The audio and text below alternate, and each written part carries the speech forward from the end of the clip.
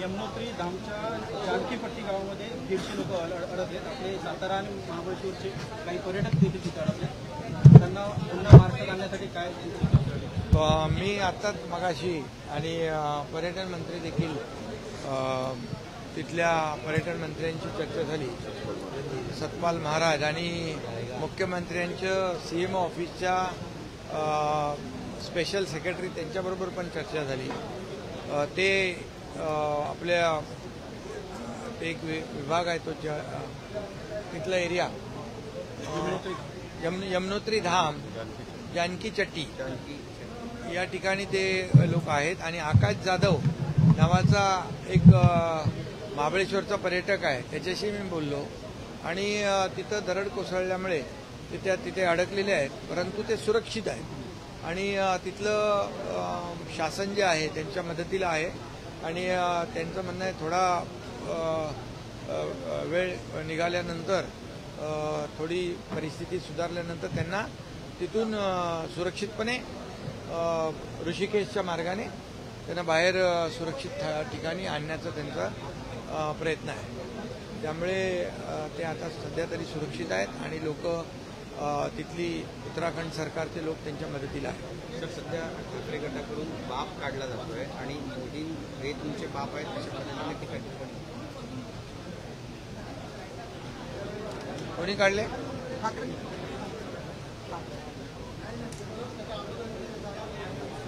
बाप कुणाला म्हणाले? मोदींना. अच्छा, या देशाचे प्रधानमंत्री. खरं म्हणजे नाना पटोले हे स्वतः अध्यक्ष, विधानसभेचे अध्यक्ष राहिलेले आहेत आणि त्यांना सगळं नियम कामकाज माहीत आहे आणि विधानसभेच्या सभागृहाची जी काही गरिमा आहे, पावित्र्य आहे, हे राखलं पाहिजे हे त्यांना माहीत आहे. पण मला वाटतं का अगतिक झाले आज माहीत नाही. ते म्हणजे अगदी डायरेक्ट अध्यक्षांच्याच आसनाकडे गेले आणि त्यांनी ते राजदंड देखील उचलण्याचा प्रयत्न केला. खरं म्हणजे नानांकडून अशी या कृतीची अपेक्षा नव्हती. मला वाटतं काही बरेच दिवस त्यांना काँग्रेसमध्ये देखील काही दिल्लीमध्ये काही त्यांची चर्चा नावाची कुठे दिसत नव्हती, म्हणून काहीतरी नावाची चर्चा झाली पाहिजे आणि पुन्हा चर्चेत आणि प्रकाशात यायला पाहिजे म्हणून हा त्यांचा प्रयत्न आहे का? पण त्यासाठी देखील मोदीजींचंच नाव घ्यावं लागतं, कारण बापही होत आहे. आणि म्हणून मी एकच सांगेन कि विधानसभा में जनता ने दिए उनको झटके और कांग्रेस 16 पे लटके. आता तेवढं ह्याच्यातून त्यांनी बोध घेतला पाहिजे आणि खऱ्या अर्थाने विधानसभेमध्ये देखील महायुतीने दाखवून दिलंय की या महाराष्ट्रामध्ये जे लँडस्लाइड मॅन्डेट मिळालं त्यामध्ये देखील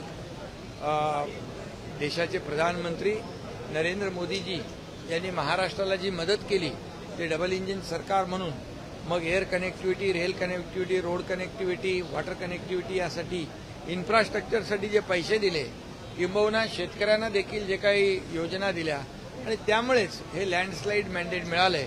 आणि म्हणून मी एकच सांगतो की देशाचे प्रधानमंत्री नरेंद्र मोदीजींचा एकेरी उल्लेख करणं हे देखील खरं म्हणजे नियमाला आणि जी काय आपली परंपरा आहे त्याला धरून नाही आहे. आणि त्यामुळे देशाचे प्रधानमंत्री आहेत, त्यांचा आदर केला पाहिजे, सन्मान केला पाहिजे.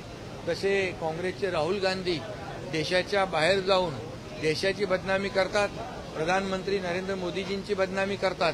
आता नाना पटोलेंनी आणि त्यामुळे ते चर्चेत येतात आणि म्हणून नाना पटोलेंनी देखील प्रधानमंत्री महोदयांचा एकेरी उल्लेख करून चर्चेत राहण्याचा मला वाटतं हा केविलवाना प्रयत्न केलेला आहे. मनसे आणि शिवसेना ठाकरे एकत्र जल्लोष विजय जो आहे तो साजरा करण्याचा मेळावा आवाज मराठीचा आणि पत्रक जे आहे ते त्यांनी प्रसिद्ध केले. ज्यामुळे नाना पटोले जो विधानसभा के अध्यक्ष रह चुके हैं, उनको ये विधानसभा का अध्यक्ष पद उन्होंने जब यहाँ पर अध्यक्ष पद पर थे तो सभागृह की सदन की गरिमा जो है उसका उनको ख्याल भी है, उसकी पवित्रता रखने का उनको पता भी है. नियम और कानून कामकाज का भी उनको पता है, क्योंकि अध्यक्ष रह चुके हैं। और आज नाना पटोले इतने एग्रेसिव हो गए कि वो डायरेक्ट उन्होंने जाके अध्यक्ष जी के यहाँ पर आसन पे जाकर वो राजदंड उठाने की कोशिश की। तो ये तो नियम का भंग है, सदन का अवमान है, और इसीलिए जो कार्रवाई अध्यक्ष महोदय जी ने की है वो बराबर है।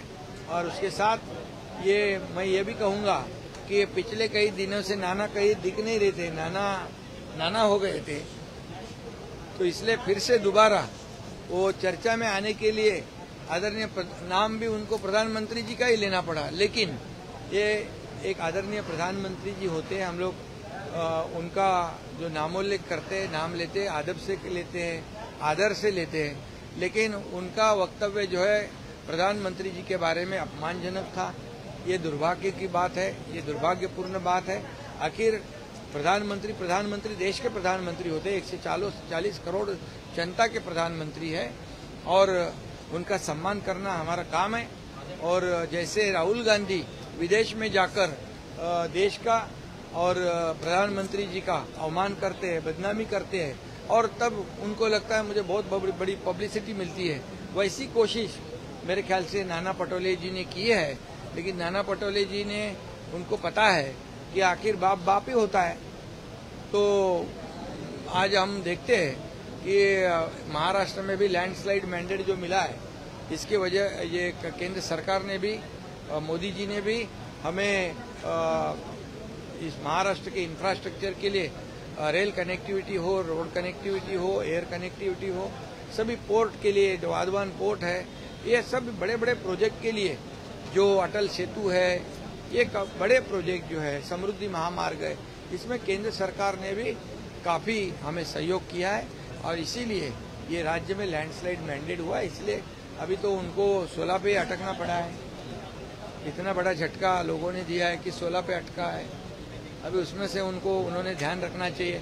अगर ऐसी बात करते रहे सिंगल वर्ड में प्रधानमंत्री जी के बारे में, तो उनका अगला रिकॉर्ड स्कोर है वो सिंगल डिजिट पे आएगा।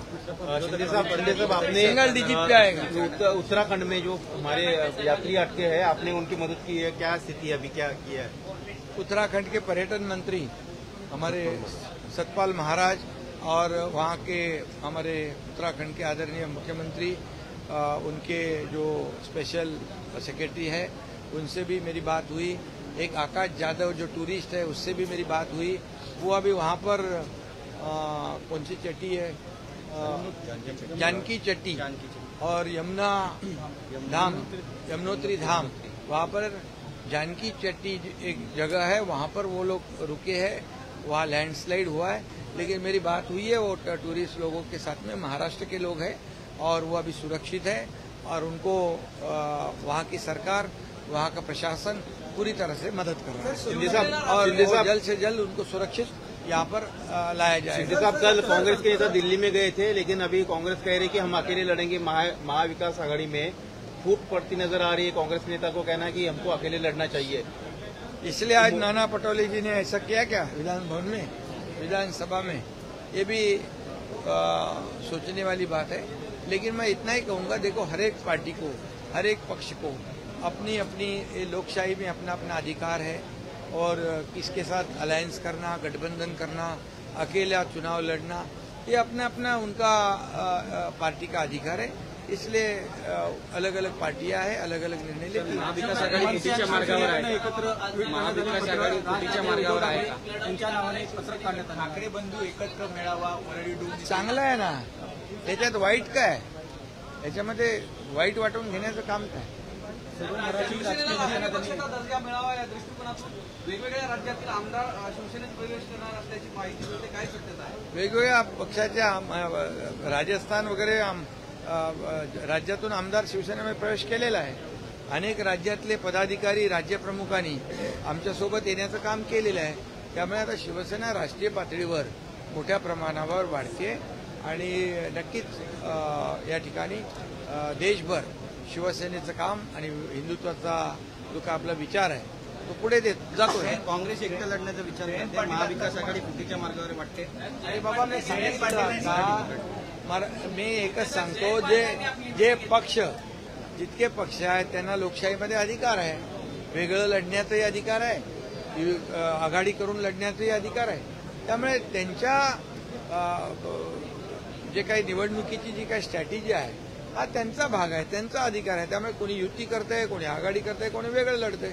त्यामुळे शेवटी महाराष्ट्रातली जनता जी आहे ही जनता कामाला मतदान करणार आणि महायुतीने गेल्या 3 वर्षामध्ये केलेलं काम लोकांसमोर आहे. किती आघाड्या झाल्या, किती काही झालं तरी सुद्धा येणाऱ्या स्थानिक स्वराज्य संस्था निवडणुकांमध्ये महायुतीचाच विजय होणार. शक्तीपीठ महामार्गावर घेऊन